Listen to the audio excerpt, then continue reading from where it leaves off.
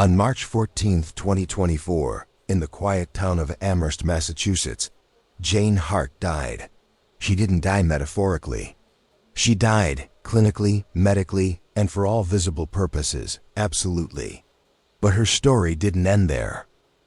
If you're someone who believes that some stories are meant to be felt, not just heard, take a second to click subscribe and tap the bell. These aren't just tales, they're journeys. And this one might just stay with you forever. Jane had spent the better part of her 33 years inside a prison made of flesh and misfiring nerves.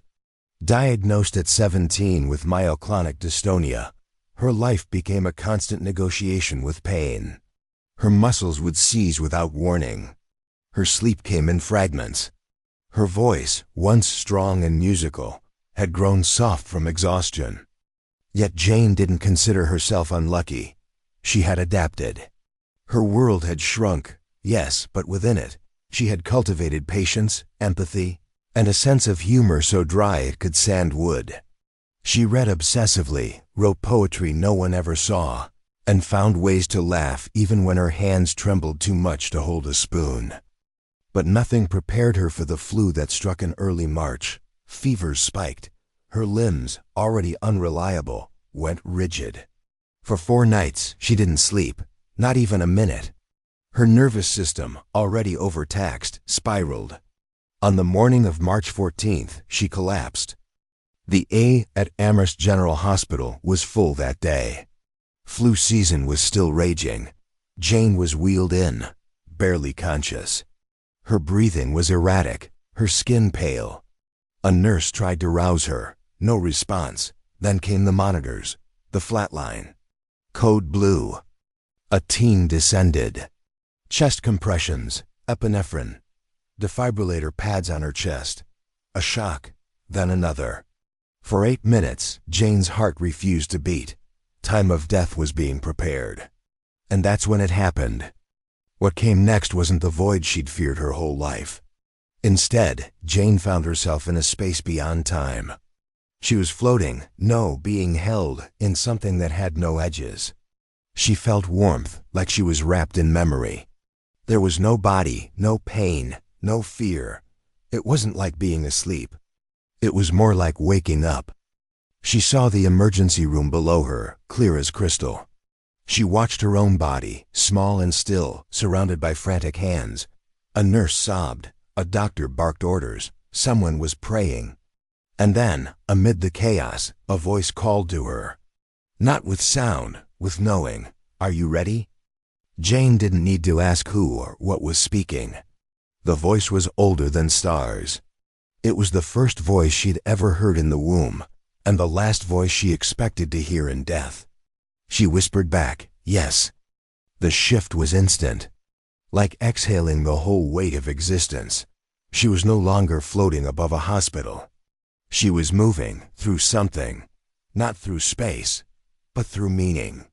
Every breath she had ever taken, every heartbeat, seemed to light up like stars behind her, forming a trail of her life. Then silence. But not emptiness. It was sacred, whole. She was everywhere and nowhere, and she felt a love that wasn't directed at her. It was her. She was love. From that warmth emerged a form, her grandmother. Jane had never cried so hard as she did at her grandmother's funeral when she was 12. The memory was still sharp. But now here she stood, young, radiant, glowing with an internal sun. No illness. No age. They didn't speak aloud. Their connection was pure recognition. Her grandmother wrapped her in a kind of embrace that didn't need arms. You've always been stronger than you knew, she said. But this isn't the end. It's the middle. Jane wanted to stay, to be held forever. But then, a shift, again. Suddenly she was standing, though there was no ground, on the shore of a sea made of light. Each wave that lapped at her feet whispered moments from her past. Her first heartbreak, her father's laugh, the quiet despair she felt at 28, when she wondered if life was even worth continuing. And someone had seen all of it. She looked to the horizon. The sky was made of shifting colors, not pinks or purples, but shades she couldn't name. They pulsed with understanding. Then the sea changed. In its waves she saw others. People, souls. Some floated in peace. Some swirled in confusion. Some seemed anchored by invisible chains. Jane watched as one of the figures came closer. It was a man, tall, with warm eyes. Peter. He had been her best friend until a car accident took him at 18. She hadn't seen him in 15 years. "I waited for you," he said. His voice felt like a song she used to love. "I thought it was my fault," Jane confessed. "I should have made you wait that night. You were drunk." He smiled. "It was never your job to save me." He held her hand. "You made it here, but not for long." And just like that, he was gone, dissolving into light. Then came the test. The sky turned crimson. A sharp wind blew. Ahead of her, a fence rose from the ground, twisted barbed wire, humming with finality.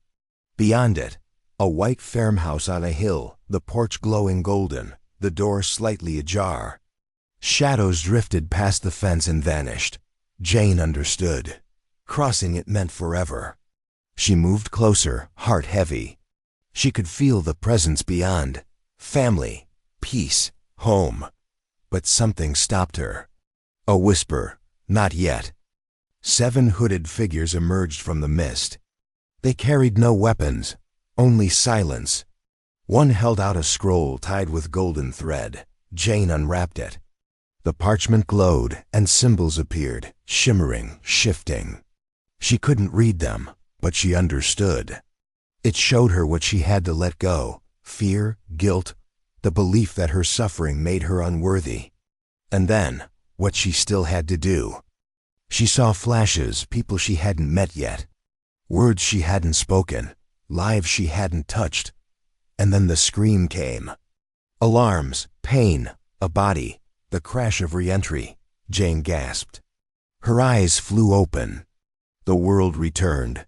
Fluorescent lights, antiseptic air, and her mother's voice, breaking into sobs. She was back. The doctors had no answers. No explanation for why her dystonia symptoms had lessened. Why her brain scans showed signs of restored function. She couldn't walk, not yet. Her pituitary gland was damaged. Speech was slow to return. But she was alive, and something inside her had changed forever. Recovery was brutal. She had to learn everything again. And yet, beneath it all, she carried the memory of that other place. Not a dream, not a hallucination, a truth. And with that truth came a calling. Jane didn't return to her old job. She began training in palliative care, energy healing, spiritual mentorship. She spent hours speaking with the dying, not telling them what to believe, but listening, holding space, helping them find peace. She began calling herself a soul midwife. She now says, "We're born into bodies, but we're made of stars." And death? Death is just remembering who you really are. So if something stirred in you, if a memory or a chill or a strange comfort rose while listening to this, don't ignore it. Give this story a like, leave a comment, tell someone. And if you're curious about what lies beyond the veil, click subscribe. More stories are waiting. And maybe one of them is yours.